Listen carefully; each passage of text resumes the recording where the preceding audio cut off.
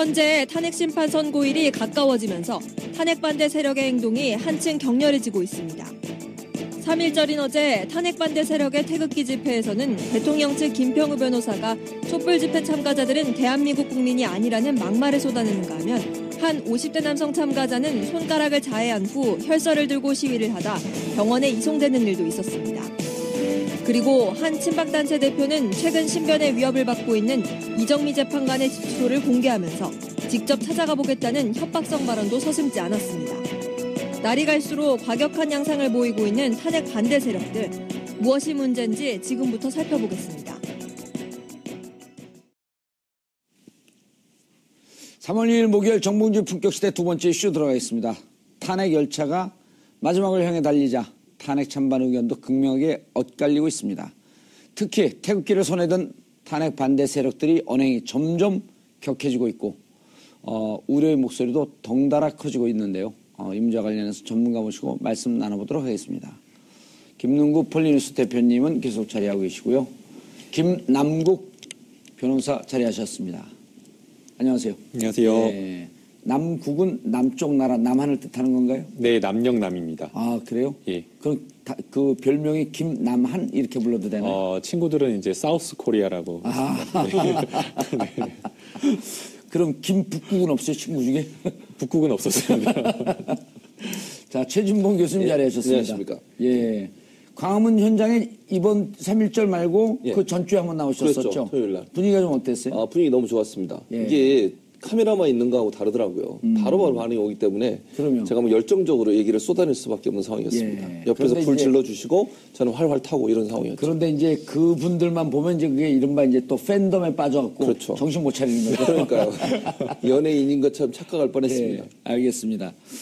아, 진짜 상황이 심각해요. 이제 원래 촛불은 저 정도 숫자가 계속 나왔었는데, 그리고 3월 1일 날은 사실은 비가 오고, 또 이 행진을 하겠다고 이제 이른바 이제 탄핵 반대하는 분들이, 그래서 경찰 버스를 딱 놓고 해서 촛불을 들고 있는 분들이 구멍을 못 찾았고 잘 많이 못 들어왔어요. 예. 그래갖고 막 뒤섞이고 그랬는데, 사고가 안 나서 정말 다행이에요. 근데 이제 촛불에서 이 태극기에서 이게 이제 분열되는 모습을 보고 많은 사람들이 좀 안타까워했거든요. 어제 현장 분위기가 좀 어땠었나요? 저희는 방송하느라고 직접 보지 못했습니다. 예, 상당히 그 태극기 집회에서 아마 자기 자체적으로는 500만이다 이렇게 이야기하는데 서울 시민들 한 반은 그쪽으로 가요. 예, 그거는 뭐 뻥튀기인 것 같고요. 예. 그렇지만 어쨌든 간에 그냥 이 동원으로서 할 수 있는 숫자는 좀 넘었다 저는 이래 봅니다. 어허. 예, 그래서 뭐 종교 단체와 이 간변 단체들 예. 이런 부분들이 아마 총동원령을 때려가지고 전국에서 뭐 400대 정도 버스가 올라왔다 예. 이런 이야기도 하고 하는데 대체로 어제 그 현장에서 보면은 이 제일 어린 층이 50대 중후반 이 대부분 나이만 많으신 우리가 통칭 어르신들이 주로 모였는데 그분들이 볼 때는 꼭 박근혜 대통령을 사수해야 된다기보다는 어떤 측면에서는 상당히 지금 조성되고 있는 그 불안감, 예. 위기감, 이거 대한민국이 거들나지 않나 이런 불안감, 위기감을 갖고 나온 분들도 상당히 있었습니다. 예.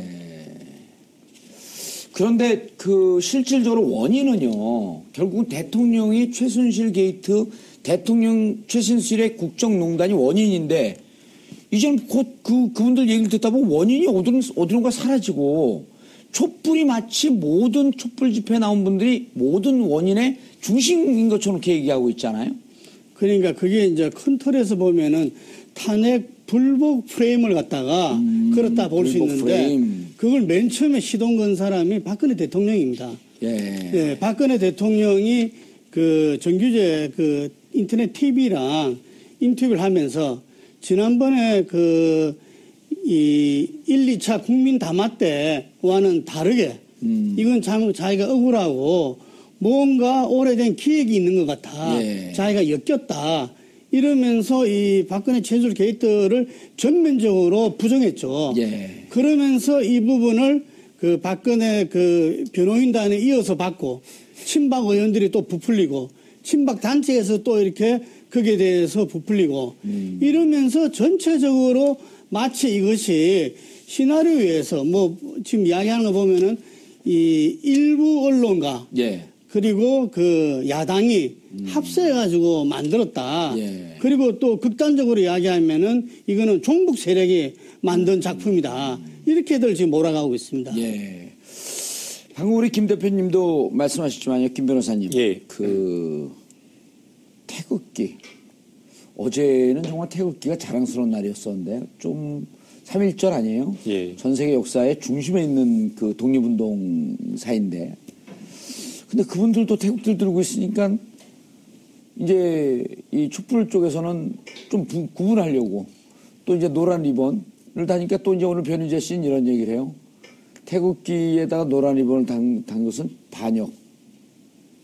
반역의 시작이다. 반역이다. 그러면서 내전이 시작되었다. 좀 전혀 좀 엉뚱한 이야기인 것 같고요. 예. 사실은 이제 사람도 좀 엉뚱하긴 해요.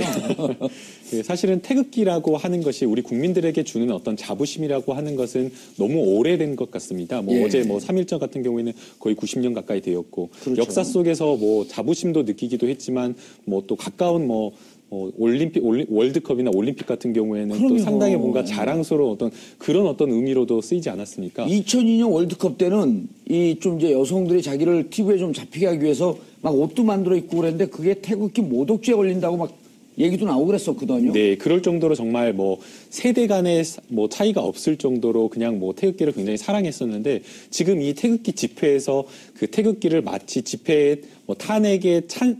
뭐 탄핵에 반대하는 사람의 어떤 전유물인 것처럼 좀 사용을 해가지고 굉장히 상당히 거부감이 좀 들었습니다. 예. 이런 어떤 거부감이 든 것이 비단 저뿐만 아니라 실제 여론조사를 해보니까 한 2,700명한테 여론조사를 한 게 있더라고요. 그걸 보니까 그 중에 한 60% 정도가 좀 불편한 감정이 들었다라는 그런 취지의 발언을 한 겁니다. 그들이 태극기를 들고 집회 현장에 나온 게. 예, 그러니까 그들이 태극기를 들고 집회 현장에 나온 게 아니라 예. 태극기 자체가 그런 어떤 집회 현장에 쓰이는 것 자체가 불편한 겁니다. 예. 실제로 태극기를 개양을 해야 되느냐 말아야 되느냐 여론도 뭐 60%는 개양을 해야 된다라고 이야기를 했지만 기본적으로 개양을 해야 된다라는 것이 잘한 일이다라는 걸 알고 있기 때문에 거의 여론조사를 하면 한 80~90%는 개양한다라고 이야기가 나옵니다. 예. 근데 어제 여론조사에서만 한 60% 정도밖에 그 여론조사가 나오질 않은 겁니다. 그 말은 즉슨 이 태극기 집회에 어떤 그 태극기가 사용되는 것 자체가 국민들이 받아들이기에는 굉장히 좀 부담스럽다라는 그런 어떤 인식으로 비춰지는 것 같습니다. 예. 최 교수님, 아까 그 김 대표님이 말씀하셨듯이 이분들이 이제 다 동원된 것은 아니다. 네. 그리고 이제 중간에 계속 제보도 들어오고 그러지만, 뭐 서울에 올라올 때 일당을 얼마 받는다, 뭐 네. 차량 식사 대접 받는다, 이제 뭐 그런 얘기들도 많이 있었는데, 그렇죠. 예. 어쨌든 지금 자발적으로 나오는 분들도 그쪽에는 분명히 계세요. 그렇죠. 그런데 이제 그것을 또, 조사기관에서 조사를 해봤더니 좀 경제적이고 사회적 소외감, 그 다음에 젊은 세대에 대한, 고생해보지 않은 젊은 세대에 대한 반감. 예. 그러니까 이게 정치적으로 박근혜 대통령과 무관한 감정으로 나오는 분들이 또 꽤 있다는 거거든요. 네, 맞습니다. 그러니까 지적하신 것처럼 이게 박근혜 대통령의 탄핵을 반대하는 사람들의 모임만은 아닌 것 같아요. 예. 그러니까 거기에 나오시는 분들 중에 좀 어르신들 중에 우리나라가 복지제도가 제대로 안 돼가지고 연금이나 이런 게 제대로 보장이 안 돼서 어려운 사람들이 많아요. 예. 이런 분들의 불만이 저기 하나 터져나온, 그러니까 자기의 불만을 해소하기 위한 하나의 행위로서 뭐 소위 얘기하는 맞불 집회, 저는 태극기 집회란 말을 쓰지 않겠습니다. 아주 이 태극기를 아주 모독하는 말이기 때문에. 그러니까요. 예, 그래서 맞불 집회에 나오시는 분들이 있는 것 같아요. 그러니까 사실은 저 안에 모여 있는 모든 사람들이 다 박근혜 대통령의 탄핵을 반대하냐? 저는 그렇게 생각하지 않습니다. 그러니까 일부분은 뭐 같이 어울려서 나오는 분들도 있고 아니면 사회에 대한 반감이나 아니면 젊은 세대에 대한 반감이 일정 부분 작용을 해서 예. 발걸음을 맞불 집회에 나오도록 만드는 하나의 요인이 됐다고 볼 수 있는 부분도 분명히 있다고 볼 수 있죠. 예, 근데 이제 알겠습니다. 방송에서 예. 주로 예. 보게 되면 맞불 집회, 그러니까 촛불 집회와 태극기 집회를 놓고 마치 경쟁하며 뭐 태극기 집회도 존중해야 된다라는 어떤 그런 취지의 약간 어떻게 보면 기계적인 발언을 하는 경우가 굉장히 많습니다. 그런데 이제 물론 이제 태극기 집회에 나가는 사람들의 어떤 사상의 자유나 그 집회를 보장하는 것은 맞다라고 생각이 됩니다. 그런데 조금 더 들어가서 그런 어떤 형식적인 부분이 아니라 집회에 담긴 내용이나 이런 걸 좀 살펴볼 필요가 있다고 예. 생각이 됩니다. 촛불 집회 같은 경우에는 지금 박근혜 대통령과 최순실 씨가 국정을 농단한 것, 즉 헌법과 법률을 위반했다라는 그런 부분에 대한 이야기를 하고 있는 것이고 거기에 더해서 지금까지 있었던 우리나라의 어떤 반칙이라든가 기득권을 타파하자는 그러니까 새로운 시대로 가자라는 어떤 그런 가치가 담겨 있는 겁니다. 반면 태극기 집회 같은 그 경우에는 객관적 사실 아니에요. 아니, 그렇죠. 그게. 그런데 태극기 집회 같은 경우는 그런 것이 아니라 박근혜 대통령을 구하자. 빨갱이들을 종북 빨갱이들을 몰아내자 이런 가치가 담겨 있는 겁니다. 그러니까 대한민국이 발전하고자 하는 변화를 멈추고 법치주의를 소화하고 헌법을 유린한 세력에 대한 어떤 엄단을 하자는 것이 아니라 그걸 막자는 어떤 그런 가치를 담고 있기 때문에 그 내용적인 어떤 측면을 들어가게 되면 어떤 우리 뭐 다른 어떤 방송에서 기계적으로 뭐 마치 촛불 집회와 태극기 집회를 다 존중해야 된다는 그런 취지의 발언 자체가 저는 좀 부당하다라는 생각이 듭니다. 그렇죠. 최 교수님, 예. 방송 전공이시죠? 예, 그렇죠. 지금 보면요, 슬금슬금 아닌 척하면서 예. 사실은 태극기 집회와 촛불 집회가 둘 다 올바르다. 예. 둘 다 의미가 있다라고 하는 건 뒤집어서 얘기하면요, 예. 둘 다 잘못했다라고 하는 양시로는 양비론하고 통하는 거거든요. 그렇죠. 맞습니다. 그러면서 사실 이미지 조작을 하고 있는 거 아니에요? 예, 그렇죠. 그러니까 우리는 안 그랬죠. 예, 우리는 안 그랬죠. 네. 우리는 아주 그 정상적으로 하고 있죠. 예, 정상적인 것보다 좀 훌륭하다고 얘기하는 그렇죠. 예, 거예요. 훌륭하게 하고 있죠. 그러니까 언론이 기계적인 균형이라고 하는 게요. 예. 미국에서는 언론법에서 기계적인 균형을 뺐어요. 우리가 볼 때는 기계적 균형이 아주 중요하다고 생각하잖아요. 물론 균형을 잡아야 되는 건 맞아요. 근데 기계적 균형을 맞추다 보면요. 이런 일이 발생할 수 있어요. 예를 들면 양쪽에 다 의견을 들어서 그렇지 않으면 보도를 못 해요. 근데 반대로 얘기하면 이렇게 생각할 수 있잖아요. 범죄자나 아니면 의혹이 있는 사람들 인터뷰를 안 해줘요. 도망다니잖아요, 막. 예. 예를 들면 뭐 의혹이 있어서 언론이 자꾸 가서 반론을 들으려고 해도 얘기 안 해주고 전화 안 받고 아니면 인터뷰도 안 해줘요. 예. 그러면은 기계적 균형을 맞추려면 그런 내용은 보도를 못 하게 돼요. 그러니까 도리어 이것이 언론의 자유를 침해한다고 해서 미국 연방통신위원회에서는 기계적 균형이라는 규정 자체를 빼버렸어요. 그게 도리어 언론의 자유를 침해한다고. 그러니까 기계적 균형이라고 하는 게 어찌 보면요. 좋은 의미를 갖고 있지만 기계적으로 균형을 맞추려다 보면 한쪽으로 치우친 정보. 그러니까 예를 들면 어떤 사람이 자기 의사를 얘기 안 하거나 자기 의사를 적극적으로 표현하지 않는 사람이 있을 경우에 또 상대방이 있을 경우에는 다른 비리에 관련된 것도 보도를 못하게 되는 부작용을 낳게 되거든요. 아, 그렇네요. 그래서 기계적 균형이라는 요소를 빼버려서 예전에 있었어요, 그게. 근데 미국에서도 연방통신위원회에서 그 부분을 제거하고 언론의 자유를 충분히 대신 반론권은 보장해줘라. 예. 그런데 반론권을 보장해줬음에도 불구하고 적극적으로 자기 생각을 얘기하지 않거나 나와서 의사를 표현하지 않을 경우에는 그걸 무시하고 의혹이 있는 부분만으로도 보도가 가능하도록 만들어놨죠. 아니, 언론의 입장에서요. 진실을 추구한다라고 하는 것이 언론의 생명인데. 그렇죠. 우리 언론사 입장에서 이것이 진실이라고 믿는 것에 대해서 더 적극적으로 보도를 하는 게 책임 아닌가요? 그럼요. 당연히 그래야죠. 우리가 보기에 옳지 않은데 저거를 진실이라고 하면서 우리가 예를 들어서 10분 보도했는데 우리가 옳지 않다고 하는 부정하다라고 하는 걸 똑같이 10분을 보도해야 된다? 그렇죠. 그러니까 그게 문제가 되는 거예요. 그래서 미국 연방통신위원회에서는 그 부분을 없애면서 균형이 잡힌다고 하는 것은 양쪽 의견을 다 제시하는 건 맞지만 지금 말씀하신 것처럼 어느 것이 더 중요한 부분이냐 하는 부분을 강조해서 얘기하더라도 그거 자체를 보도를 못하게 하거나 그것이 언론의 어떤 균형성을 지키지 않았다고 비판하는 것을 피할 수 있도록 하는 그런 제도를 만들어 놨던 거죠. 예, 알겠습니다. 자, 김 대표님, 이런 그 노인분들이 이제 그 저희 아버지도 6.25 때 총칼을 들고 나가서 싸운 경찰 출신의 경찰 집안 가족인데 저도 어르신들이 이제 많이 하는 얘기가 특히 6.25 세대는 너네가 전쟁을 겪어보지 않았다.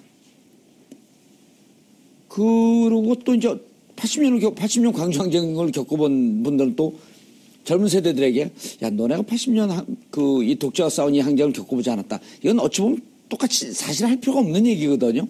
그런데 지금 나오신 분들이 그 얘기를 하면서 공산주의가 얼마나 무서운지 몰라. 그런데 이번에 무슨 얘기를 했냐면 김평우 변호사가 탄핵 결과를 승복하면 북한 인민과 다를 바 없다. 그다음에 조원진 의원 국회의원인데요. 국회에서 234명이 찬성해서 탄핵 소추안이 가결이 된 거거든요. 근데 뭐라 그랬냐면 박 대통령은 종북 좌파에 엮여서 탄핵당했다. 그럼 234명이 다 종북 좌파네요?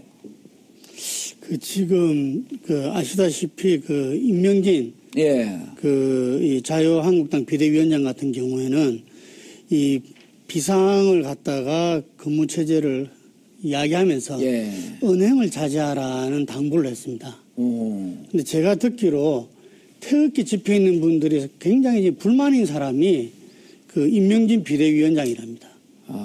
왜냐하면은 이 자유한국당에서 거당적으로 이렇게 합세를 해야 이게 더 이렇게 불을 뿜을 건데 자유한국당에서는 지금 이제 조원진 금방 말한 조원진의 윤상현 의원 뭐 김진태 그리고 이인재 뭐 김문수 이렇게는 그 참여하고 있지만 머리 아파요. 다수의 어떤 이 의원들 그리고 현재의 그 지도부를 구성하고 있는 분들은 참여하지 않고 있습니다. 예. 이게 지금 굉장히 보수 세력한테 굉장히 딜레마거든요. 우리가 흔히들 진영 논리 이런 데 우리나라 익숙되다 보니까 진보 세력은 이 촛불 집회 그리고 보수 세력은 이 태극기 집회가 대변하고 있구나. 그래서 마치 이것이 비등비등한 것처럼 느낄 수 있는데 실제로 보면 전혀 그렇지 않습니다. 이게 보수 세력 전체적으로는 뭐 어떤 조사에서는 뭐 이 탄핵에 찬성하는 경우가 79%, 80% 이렇게 그렇죠. 나타나고요. 고정적으로 안 바뀌고 있잖아요. 여기에서 또 중요한 게 보수 세력에서도 이 탄핵 찬성이 배가 높습니다. 이게 그런데도 불구하고 사람들한테 그런 착시 효과가 있는 거거든요. 그래서 이 부분들을 보다 더 하려면 이 자유한국당을 끌어들여야 되는데 자유한국당에서 지금 비대위를 구성하는 분들이 뭐 이 김문수 의원 이 전 지사 같은 경우도 비대위원이지만 참여하고 있지만 이 비대위의 어떤 중심은 지금 이제 참여하지 않고 있는 겁니다. 그래서 이 부분에 대해서 굉장히 불만이라고 이렇게 이야기하는데 국민들이 볼 때 현재 그 보수 세력이 이 태극기 집회가 보수 세력을 대변하는 게 아니다. 이 사실이 굉장히 중요한 것 같습니다. 그렇죠. 그리고 그분들이 지금 유포하고 있는 게 TV를 타고 방송이 되고 그 방송이 된 것을 또 노인정을 중심으로 퍼져나가는 이게 좀 잘못된 정보가 계속 유포되고 있는 거 아니에요? 아까 제가 말씀드린 대로 박근혜 대통령이 시동을 걸고 그것이 친박 의원들 그리고 태극기 집회 그리고 이제 극우 보수 세력들 변호인단 그리고 친박 단체 이런 부분에서 재생산을 시켜가지고 이 부분들이 지금 이제 보면은 뭐 SNS 상에도 뭐 난리 났어요. 아니 근데 저는 거기 나와서 자꾸 얘기하는 게 대통령 한 푼 안 받았다. 이걸 계속 얘기하거든요. 뇌물죄 한 푼 안 받은 거 맞아요. 2푼 받았죠. 그렇죠. 그리고 뒤로 받았잖아요. 다른 사람을 통해서.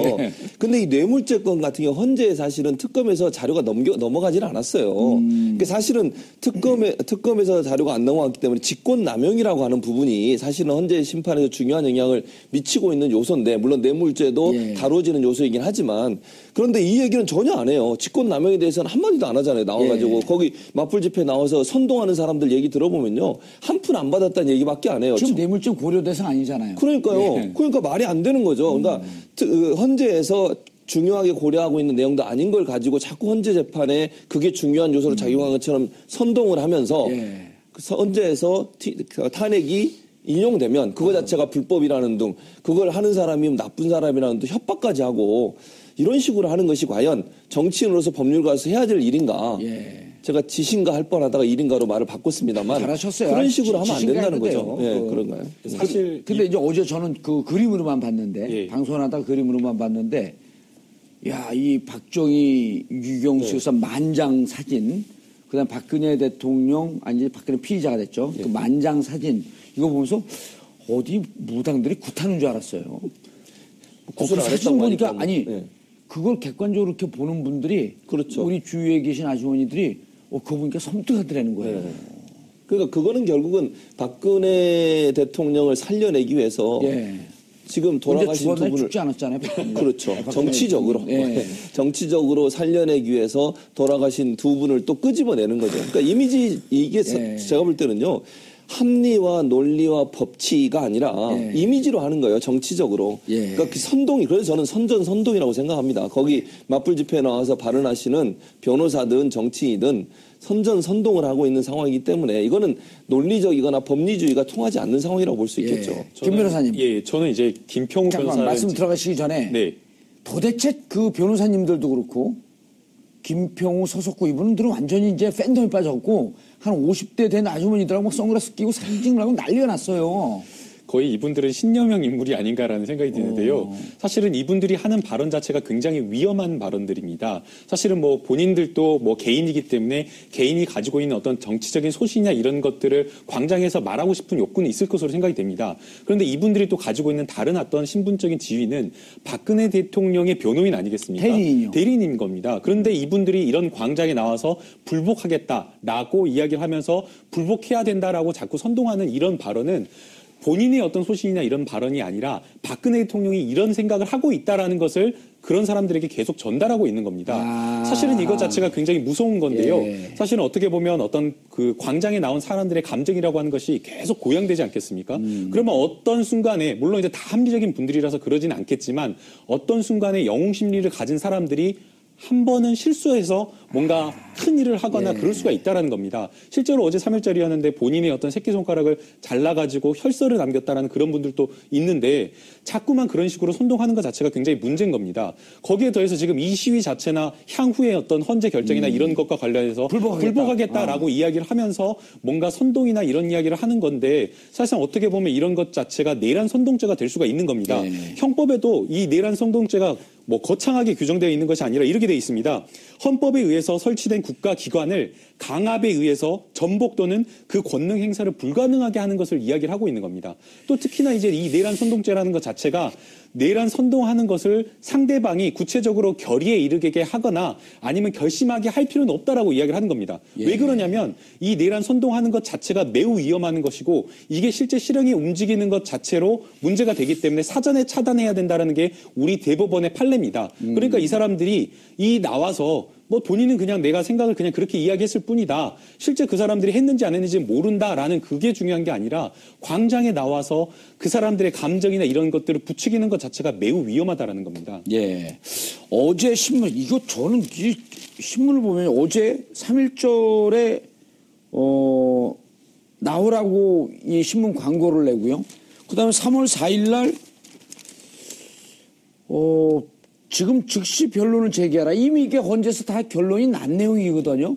근데 이걸 광고를 해서 3월 4일 날 집회 참석을 해라. 예. 저는 이 비싼 광고 내는 돈은 도대체 어디서 나오는지 모르겠어요. 그러니까요. 그것도 사실은 뭐 조사를 할 대상인지 모르겠지만 알아볼 필요는 있을 것 같아요. 조사는 알아보나 똑같은 거죠. 그런가요? 말을 좀 바꿔서. 어쨌든 신문에 저렇게 일명 광고에 마지막에 5단 광고를 넣는다고 하는 건 상당히 비용이 많이 들어가요. 비싼 돈이에요, 저게. 근데 저 돈이 어디서 오는지 사실은 그분들이 물론 오셔서 뭐 여러 가지 쓰는 비용도 물론 자기들은 모금을 한다고 하더라도 하고요. 그러니까 모금을 하는데 모금이 누가 해주는지도 알아야 되는 거 아니겠습니까? 사실은 이게 논란이 됐던 게 예전에 정경련에서 지원했다고 하는 말이 있었고 그건 사실로 확인이 됐었고요. 또 한 가지는 김기춘 전 실장도 그랬지 않습니까? 보수단체에서 와서 왜 빨리 지원 안 해주자라고 협박도 했다고 얘기하는데 그 정도라고 하면 아직도 보수 진영에 있는 어떤 단체들이 지원을 계속하고 있지 않나는 생각도 들고요. 또는 뭐 경제단체나 이런 부분도 혹시나 그런 부분이 있는지 없는지도 조사를 해봐야 될 필요는 있다고 생각이 됩니다. 제가 변호사님, 저 이거 한번 여쭤볼게요. 연좌제를 적용해 최순실 일당의 잘못을 박근혜 대통령의 잘못으로 덮어씌운 것. 이거는 최순실, 박근혜 둘 다 죽이는 거 아니에요? 둘이 가족으로 보는 거 아니에요? 그 특검의 논리를 아마 거기 그 태극기 집회에서 받아주는 것 같은데요. 사실상 지금 이제 아까 특검에서 공동지갑이라 그랬잖아요. 예, 공동지갑이라 해서 그 이야기를 지금 하는 것 같은데 이 연좌제 자체가 아니기 때문에 사실상 이 지금 여기서 말하는 연좌제를 가져다가 이 논리에 끌어들이는 것 자체가 말이 되지 않습니다. 그리고 이제 아까 교수님께서 그 모금 자금과 관련해서 굉장히 의아하다라고 했는데 제가 박근혜 그 탄기국이라고 하는 원래 이제 박사모 카페였는데요. 이번에 태극기 집회하면서 탄기국, 탄핵을 반대하는 뭐 사람들의 모임으로 해서 카페명을 바꿨습니다. 거기 가서 이제 좀 확인을 해보니까요. 그거 좀 들어가 봤어요 또? 네, 계속 가입되어 있습니다. 그래서 돈이 부족하다고 계속 모금을 장려하고 있는 그런 어떤 공지글이 계속해서 올라옵니다. 근데 이제 중요한 거는 모금이 중요한 게 아니라 실제 얼마가 거쳤고 얼마가 쓰였는지 그 결산 내역을 공개하는 게 중요한데 그 결산 내역이 올라오지가 않습니다. 촛불 집회 같은 경우에는 현장 모금 얼마가 거쳤다. 그다음에 실제 온라인 모금 얼마 거쳤다. 이런 것들을 공개를 해서 매 집회할 때마다 얼마가 쓰였는지를 공개를 하고 있습니다. 아예 탭으로 따로 분류해서. 그러면 실제 그 지출된 금액을 보게 되면 한 번 집회할 때마다 거의 한 1억 2천만 원에서 1억 7천만 원가량이 쓰이게 되는 겁니다. 어마어마한 돈인데 그러한 그 금원이 어떻게 모이는지 실제 집회만 하더라도 그런 큰 금원이 드는데 지금 저 광고하는 것은 그 집회에 거의 한 4분의 1이나 3분의 1 정도의 그 금원이 엄청나게 큰 돈이 들어갑니다. 그런데 그 부분에 대해서 지원 내역이나 이런 구체적인 어떤 결산력이 나오고 있지 않기 때문에 자꾸만 이 집회가 어떻게 되는 거냐 동원된 거 아니냐라는 어떤 그런 순수성에 대한 의심이나 의혹을 할 수밖에 없는 것입니다. 알겠습니다. 김 대표님. 예. 이정미 권한대행 주소 공개했어요? 예. 그다음에 뭐 거의 협박조의 막말을 쏟아붓고 있는데, 그다음에 그 특검도 신변보호 요청을 했단 말이에요, 마지막에. 아니, 대한민국 검찰을, 정말 최고 권력을 갖고 있는 검찰을 이렇게 협박을 하고, 왜 경찰이나 수사한다는 얘기는 안 하죠? 경찰에서도 뭐 경찰청장이 이제 그 부분 살피겠다. 그런 이야기는 했던데, 제가 볼 때 지금 거기 이 박근혜 측 그 변호인단, 대리인단, 예. 이분들도 다 그 나름대로 어떤 그 우리 법조계에서 활동을 하고 예. 변호사 활동을 했던 분들이고 다 지각이 있고 양식이 있는 분들인데 지금 이 법리도 아니고 논리도 아니고 아까 선동이라 그랬는데 예. 이 선동 차원을 넘어서 그냥 뭐 넘었죠, 막합니다. 이제. 예. 한마디로 말해서 그 예를 하나 보자면은 조한용 변호사가 이 최종 변론 때 그 박근혜 대통령이 최후 진술을 갖다가 김평호 변호사가 읽기로 했는데 이동호 변호사가 읽은 거는 잘못된 거다. 그래서 다시는 변론 재개를 다시 하겠다. 이거 뭐 말도 안 되는 이야기를 갖다가 지금 하고 있고 금방 이야기했는데 박영수 특검 집에는 야구 방망이를 들고 갔대요. 그 건장한 사람이 서갖고 그 앞에 서 있다고 그렇게 보도가 나왔더라고요. 그러니까 나라 전체를 갖다가 예를 들면 우리 해방 이후 전국에 상당히 좌우가 극한 대립할 때. 극한 대립했잖아요. 예. 그거를 지금 연출하고 있는 겁니다. 그걸 연출하면서 지금 현재 이 탄핵 인용되면은 나라가 어지럽고 어떻게 될지 모른다. 지난번에 노무현 대통령 탄핵 기각 판결을 할 때 그런 분이 있었어요. 이것이 판결 이후에 나라가 얼만큼 분열되고 혼란이 있는 것도 감안해야 된다. 이런 게 있었어요. 그렇기 때문에 이 사람들은 이 탄핵 인용되면은 정말 나라가 절단난다. 이런 것을 지금 연출하고 있는 겁니다. 이게. 저는 여기에서 대한변협이 이 탄핵의 불복에 대해서 자기들이 징계 절차를 체크해야 되겠다. 검토해봐야 되겠다. 대표적인 보수 세력이잖아요. 대한변협이라는 그렇죠. 것은. 그리고 경찰도 좀 더 적극적으로 나서야 됩니다. 이런 부분들에 대해서 여러 가지 부분들 지금 이제 막가파식으로 하고 깽판이는 식으로 이러한 부분들에 대해서 우리나라 법치주의의 경찰이 지금은 너무 소극적이라고 볼 수 있습니다. 그러니까요. 보다 더 마치 조작하는 것 같아요. 네, 보다도 좀 적극적으로 나서서 이 부분들을 갖다가 이 사람들의 어떤 연출, 이 사람들이 만들려고 하는 깽판, 이 부분에서는 많은 사람들 우리 대한민국 국민이 그렇지 않습니다. 저는 이게 나중에 아마 탄핵 인용되더라도 큰 혼란은 저는 없을 거라고 봅니다. 조사에도 보면은 인용됐을 때 거의 80%가 수용하겠다. 이래 놓는 거거든요. 그리고 이들이 자유한국당이 지금 또 거당적으로 합세하지 않습니다. 인용되더라도 자유한국당도 보수 세력으로서 국민들 지지 속에 살아야 되기 때문에. 알겠습니다. 예를 들어서요, 김 변호사님. 네. 저희가 방송을 하면서 혹은 제가 거리에 나가서 마이크를 들고 자유한국당의 특정 인물을 지칭을 하면서 이분이 미 정보부의 한국 뿌락치다. 이분을 가만둬서는 안 된다. 이름을 공개하면서 그래서 그 사람 집을 공개하고 그리고 우리 민족적인 국민들이 들고 나와서 이 미 CIA 뿌락치 그다음 소련 KGB의 뿌락치를 뿌리를 뽑아야 된다. 이러면 저 어떻게 될까요? 바로 구속시켜야죠. 바로 구속이죠. 정가 이제 쭉 올라가는 거예요, 또. 근데 이게 단순하게 그냥 어떤 일반 개인이나 사인에 대해서 그렇게 하는 것도 바로 구속이지만 이 지금 사안이 더 문제되는 것은 이정미 재판관은 헌법기관입니다. 그다음에 박영수 특검도 역시 마찬가지로 물론 이제 특검 기간이 끝났긴 하지만 우리 사법부의 검찰 권력, 그러니까 사법 정의를 실현하는 특검 아니겠습니까? 예. 그런데 이런 사람들에서 한다라고 하는 것은 결국에는 우리의 어떤 법치주의라고 하던가 아니면 사법부의 권능 자체를 폭력이나 강압에 의해서 막겠다라는 거기 때문에 단순하게 협박이나 이런 것을 훨씬 더 넘어선다라고 볼 수가 있는 겁니다. 이건 진짜 신체적인 위해를 가하고 있는 거거든. 그러니까 신체적인 위협을 넘어서서 우리 국가가 가지고 있는 시스템, 헌법적인 권능을 무너뜨리겠다라고 하는 것이기 때문에 굉장히 위험한 것입니다. 지금 거기 친박단체에서 팟캐스트에서 이정미 재판관의 주소, 집 주소를 이야기하고 심지어는 집 주소뿐만 아니라 잘 가는 뭐 슈퍼마켓, 미용실 이런 데를 다 이야기를 하는 겁니다. 그런데 아까 이제 김능구 대표님께서 말씀하신 대로 뭐 야구 방망이를 들고 있다라는 것에 대해서 굉장히 많이 비판을 하고 경찰에서 수사를 하겠다라고 하니까 또 교묘하게 말을 바꿔가지고 슈퍼 가가지고 그냥 단체로 아이스크림이나 슬쩍 먹고 와라. 미용실 가가지고 인상 쓰고 약간 뭐 하라. 라는 식으로 하면서 또 어떤 협박이나 이런 것들도 법률적으로 피해가는 쪽 방법으로 뭔가 위세를 보이려고 하는데 더 악질적이라고 말할 수밖에 없는 겁니다. 그렇기 때문에. 그거는 예를 들어 그 음식점에요. 반대파 음식점의 조폭들이 반대파 음식점 개업하면 요즘 가서 못 때려부시거든요. 그런데 여름에 이런 그 문신 잔뜩 있는 사람이 그 음식점 갖고 인상 팍팍 쓰면서 여기 단무지 하나 더 주세요. 짜장면 먹고 3시간 앉아있고. 그건 똑같은 폭력인 거죠. 똑같은 폭력인 거거든요. 사실은 그렇기 그게. 때문에 지금 경찰이나 뭐 검찰에서 이렇게 미온 쪽으로 대응할 것이 아니라 아까 제가 말한 대로 사람의 감정이라고 하는 것이 선동에 의해서 에스컬레이트 될 수가 있는 겁니다. 그럴 때 에스컬레이트를 끊어줄 수 있는 거는 이것에 대한 수사, 철저하게 수사를 해서 이 사람들의 어떤 기복이나 감정이 더 넘쳐나는 것을 막아야 된다는 저는 생각이 듭니다. 최 교수님. 예. 더 이 상황을 누군가가 예. 정말 그대로 놔둬서 좀 더 사고가 나기를 바라는 그런 연출하고 싶은 그런 누군가가 있지는 않을까요? 없었으면 좋겠습니다. 예. 저는. 예. 왜냐하면 이게 불행한 사태가 일어나면 불행한 사태죠. 그렇죠. 그리고 이게 뭐 집회 현장에서 특히 아무리 조그만 일이라도 충돌이 일어나게 되면 그게 점점 커지잖아요. 어제 저희들 방송 예. 봤나요? 못 보셨죠? 봤습니다. 예, 죄송합니다. 자기가 나올 때만 보죠. 그렇죠. 아니 어제 지나가는데 태극기 든 한 60이 넘은 아저씨가 제가 어제도 얘기를 했는데 예. 저를 알아보고 아저씨 이리 와봐요 그런 저도 예. 격앙된 목소리로 예. 지나면서 태극기로 저를 탁 치더라고 제 얼굴을요. 그거 폭력인데요?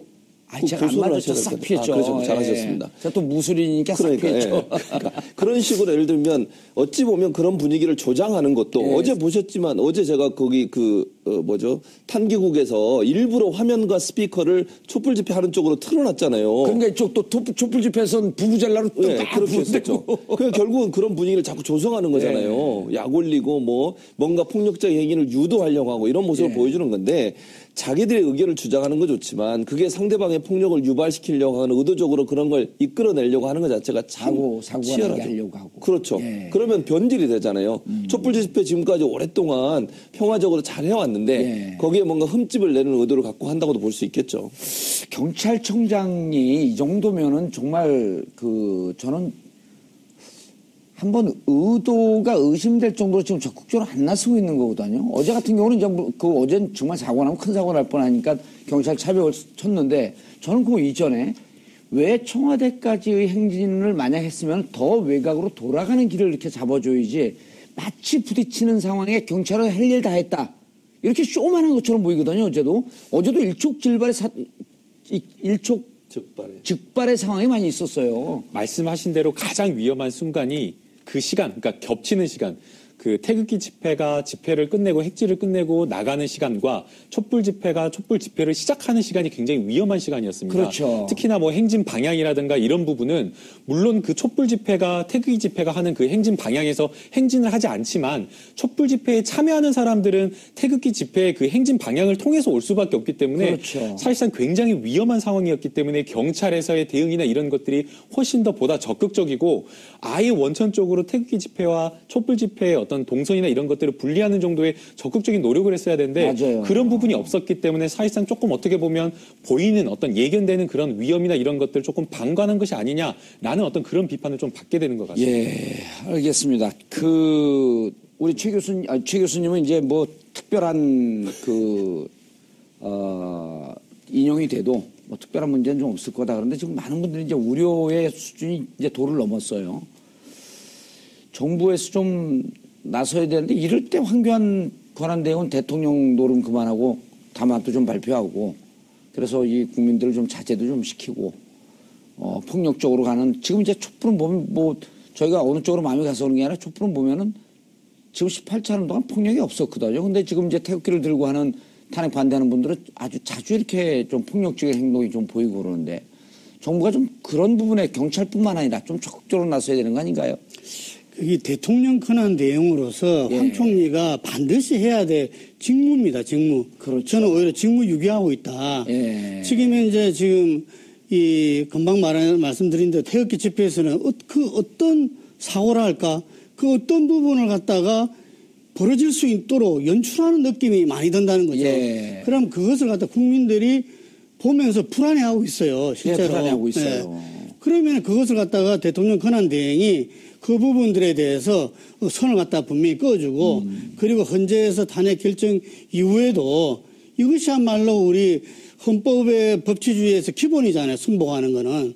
그렇게 좀 해주셔야 된다 생각을 하고 또 한편으로는 좀 각 정당에서 원내대표들이 구두로는 그때 합의를 했습니다. 헌재 결정 승복한다는 것을. 예. 하지만 그 부분들을 갖다가 좀 더 그거는 퍼포먼스를 좀 해도 됩니다. 그건 국민들한테. 네. 그 제 정당이 그걸 갖다 해야 되는 거고 또 한편으로는 지금 이제 그 대선 주자들 어차피 지금 그걸 벌어지면 다음 책임져야 될 분들이 대선 대선 주자들이죠. 주자들이잖아요. 예.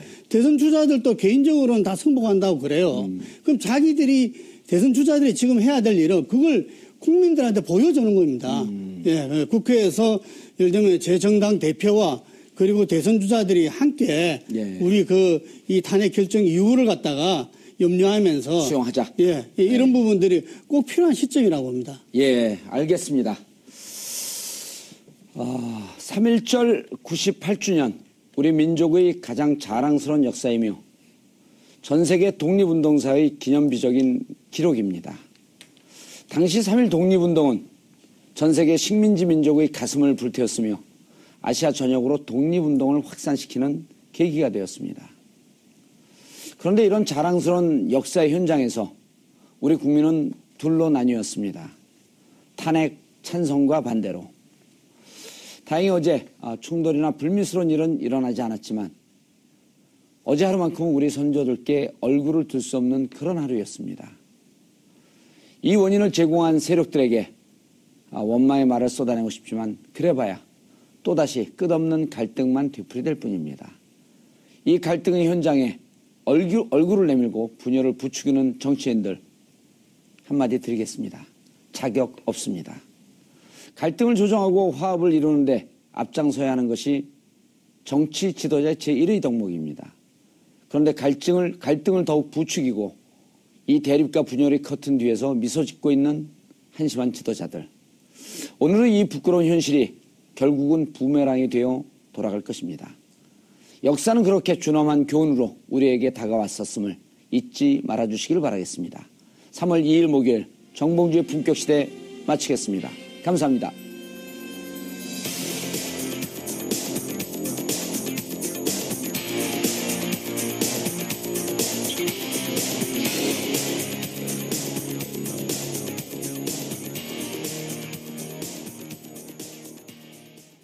오늘 방송 좋았나요? 방송에 대한 응원 이렇게 표현해주세요. 다운로드하기, 댓글 달기, 구독하기, 하트 주기. 더 좋은 방송을 위해 응원해주세요. 다운로드하기, 댓글 달기, 구독하기, 하트 주기. 기억하셨죠?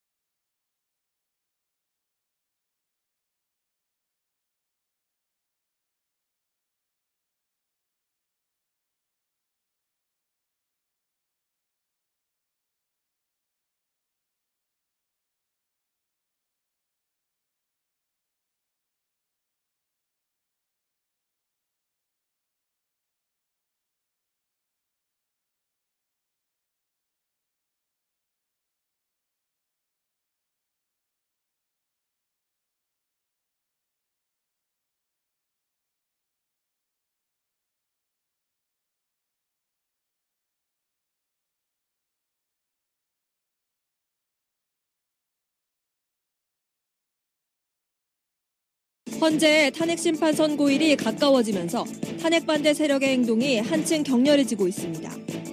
3일절인 어제 탄핵 반대 세력의 태극기 집회에서는 대통령 측 김평우 변호사가 촛불 집회 참가자들은 대한민국 국민이 아니라는 막말을 쏟아내는가 하면 한 50대 남성 참가자는 손가락을 자해한 후 혈서를 들고 시위를 하다 병원에 이송되는 일도 있었습니다. 그리고 한 친박단체 대표는 최근 신변의 위협을 받고 있는 이정미 재판관의 집소를 공개하면서 직접 찾아가 보겠다는 협박성 발언도 서슴지 않았습니다. 날이 갈수록 과격한 양상을 보이고 있는 탄핵 반대 세력들, 무엇이 문제인지 지금부터 살펴보겠습니다. 3월 2일 목요일 정봉주 품격시대 두 번째 이슈 들어가겠습니다. 탄핵 열차가 마지막을 향해 달리자 탄핵 찬반 의견도 극명하게 엇갈리고 있습니다. 특히 태극기를 손에 든 탄핵 반대 세력들이 언행이 점점 격해지고 있고 우려의 목소리도 덩달아 커지고 있는데요. 이 문제와 관련해서 전문가 모시고 말씀 나눠보도록 하겠습니다. 김능구 폴리뉴스 대표님은 계속 자리하고 계시고요. 김남국 변호사 자리하셨습니다. 안녕하세요. 안녕하세요. 네. 남국은 남쪽 나라 남한을 뜻하는 건가요? 네, 남영남입니다. 아, 그래요? 예. 그럼 그 별명이 김남한 이렇게 불러도 되나요? 친구들은 이제 사우스 코리아라고. 네. 그럼 김북국은 없어요, 친구 중에? 북국은 없었습니다. 자, 최진봉 교수님 자리하셨습니다. 안녕하십니까. 예. 광화문 현장에 이번 3.1절 말고 예. 그 전주에 한번 나오셨었죠? 그랬죠, 토요일 날. 분위기가 좀 어땠어요? 분위기 너무 좋았습니다. 예. 이게 카메라만 있는 거하고 다르더라고요. 바로바로 반응이 오기 때문에 그럼요. 제가 뭐 열정적으로 얘기를 쏟아낼 수밖에 없는 상황이었습니다. 예. 옆에서 그런데 불 이제 질러주시고 저는 활활 타고 이런 상황이었죠. 그런데 이제 그분들만 보면 이제 그게 이른바 이제 또 팬덤에 빠져갖고 그렇죠. 정신 못 차리는 거죠. 그러니까요. 연예인인 것처럼 착각할 뻔했습니다. 네, 알겠습니다.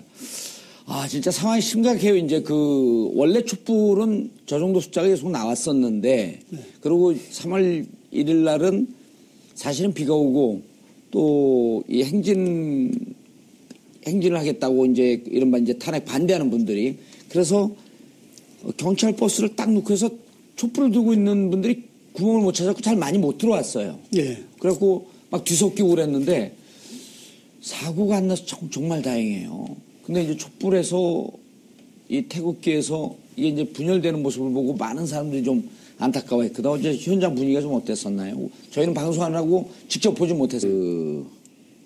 태극기. 어제는 정말 태극기가 자랑스러운 날이었었는데 좀 3.1절 아니에요? 예. 전 세계 역사의 중심에 있는 그 독립운동사인데. 근데 그분들도 태극기를 들고 있으니까 이제 이 촛불 쪽에서는 좀 구분하려고 또 이제 노란 리본을 다니까 또 이제 오늘 변희재 씨는 이런 얘기를 해요. 태극기에다가 노란 리본을 단 것은 반역의 시작이다. 반역이다. 그러면서 내전이 시작되었다. 전혀 좀 엉뚱한 이야기인 것 같고요. 예. 사실은 이제 사람도 좀 엉뚱하겠네요. 예, 사실은 태극기라고 하는 것이 우리 국민들에게 주는 어떤 자부심이라고 하는 것은 너무 오래된 것 같습니다. 예. 어제 3.1절 같은 경우에는 거의 90년 가까이 되었고 그렇죠. 역사 속에서 자부심도 느끼기도 했지만 또 가까운 월드컵이나 올림픽 같은 경우에는 그럼요. 또 상당히 뭔가 자랑스러운 그런 의미로도 쓰이지 않았습니까? 2002년 월드컵 때는 좀 이제 여성들이 자기를 TV에 좀 잡히게 하기 위해서 막 옷도 만들어 입고 그랬는데 그게 태극기 모독죄에 걸린다고 막 얘기도 나오고 그랬었거든요. 네, 그럴 정도로 정말 세대 간의 차이가 없을 정도로 그냥 태극기를 굉장히 사랑했었는데 지금 이 태극기 집회에서 그 태극기를 마치 집회에 탄핵에 탄핵에 반대하는 사람의 어떤 전유물인 것처럼 좀 사용을 해가지고 굉장히 상당히 거부감이 좀 들었습니다. 예. 이런 어떤 거부감이 든 것이 비단 저뿐만 아니라 실제 여론조사를 해보니까 한 2,700명한테 여론조사를 한 게 있더라고요. 그걸 보니까 그 중에 한 60% 정도가 좀 불편한 감정이 들었다라는 그런 취지의 발언을 한 겁니다. 그들이 태극기를 들고 집회 현장에 나온 게. 예, 그러니까 그들이 태극기를 들고 집회 현장에 나온 게 아니라 예. 태극기 자체가 그런 어떤 집회 현장에 쓰이는 것 자체가 불편한 겁니다. 예.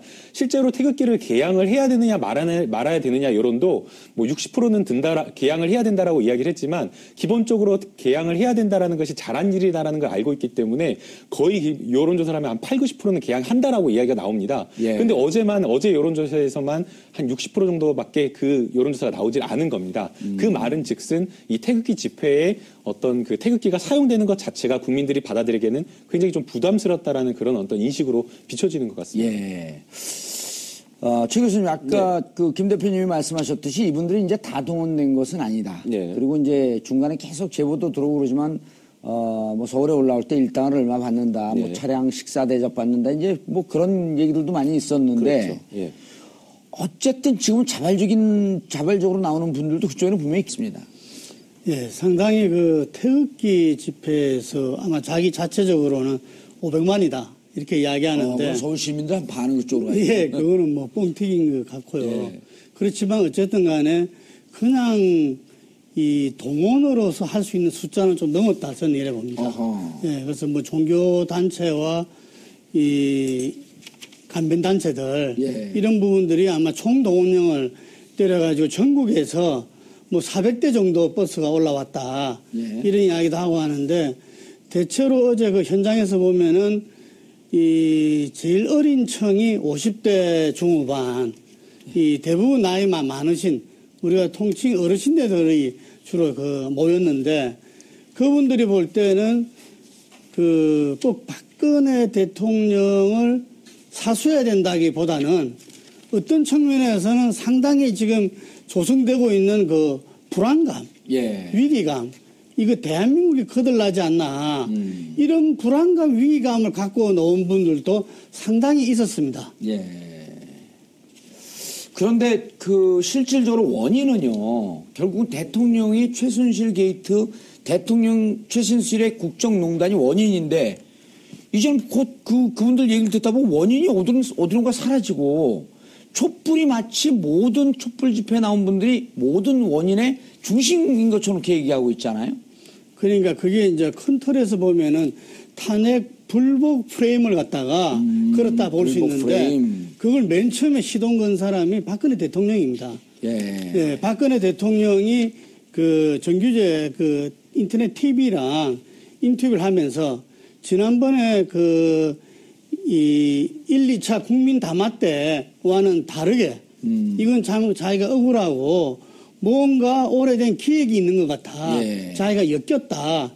이러면서 이 박근혜 최순실 게이트를 전면적으로 부정했죠. 예. 그러면서 이 부분을 그 박근혜 그 변호인단에 이어서 받고 친박 의원들이 또 부풀리고 친박 단체에서 또 이렇게 거기에 대해서 부풀리고 이러면서 전체적으로 마치 이것이 시나리오에서 뭐 지금 이야기하는 거 보면은 이 일부 언론가 예. 그리고 그 야당이 합세해가지고 만들었다. 예. 그리고 또 극단적으로 이야기하면은 이거는 종북 세력이 만든 작품이다. 이렇게들 지금 몰아가고 있습니다. 예.